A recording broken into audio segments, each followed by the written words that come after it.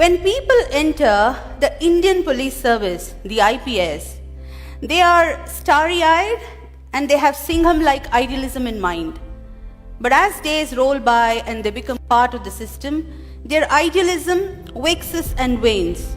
And the first sign of this is when the officer begins to think in terms of what his political boss wants rather than what the law demands. I was posted as the Deputy Commissioner of Police, Bengaluru City Armed Reserve, and my job was to supervise man management, personnel deployment, and therefore I took stock of the situation as to where my boys had been deployed.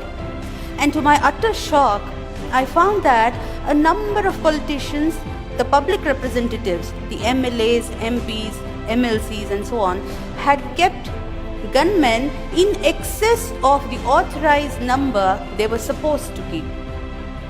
Now, I made a list. There were 82 politicians who had kept about 216 gunmen in excess of the number they were entitled.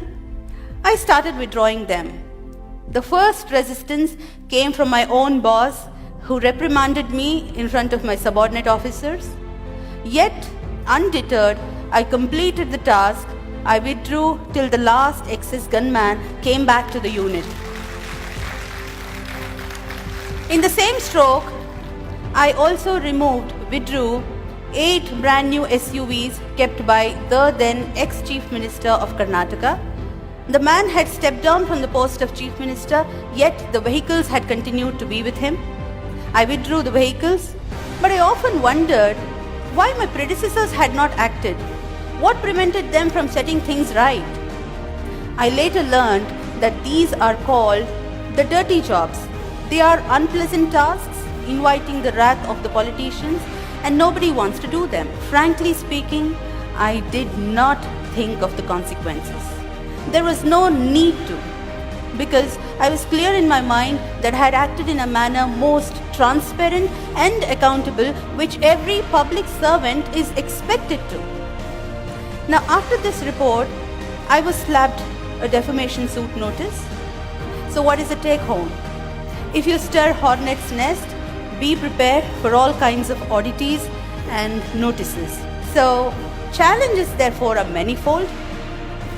Yet, if the officer is willing to take risks, if the officer has nothing to hide, if he is clear in mind that he has acted lawfully and is fair, if he does not cling on to politicians for perks, cushy postings and so on, and last but not the least, if he has kept his bags packed ready to move out anytime if transferred, then such an officer, he or she, becomes a force to reckon with.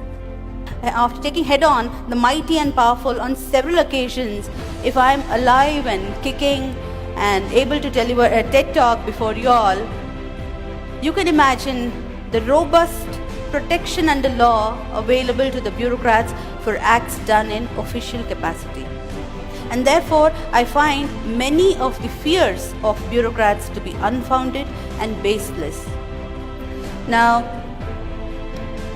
you might see that it's a commonplace knowledge that the MLAs, the MPs, the MLCs, these posts are created under the Constitution of India, but one must not forget that it is under the same Constitution the All India Services, the IAS, the IPS are created.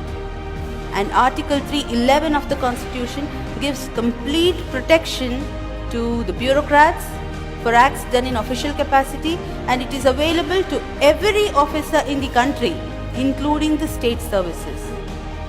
So the day the bureaucrats are able to come out of the phobia of transfers, the phobia of politicians, we will have the best bureaucracy in the world. Karl Marx once said, bureaucracy is an iron cage. But I find that our bureaucrats have chained themselves. They are the ones holding the chains. The day they break away from these self-imposed chains, the day they start exercising their real powers, we will see a new India. Thank you.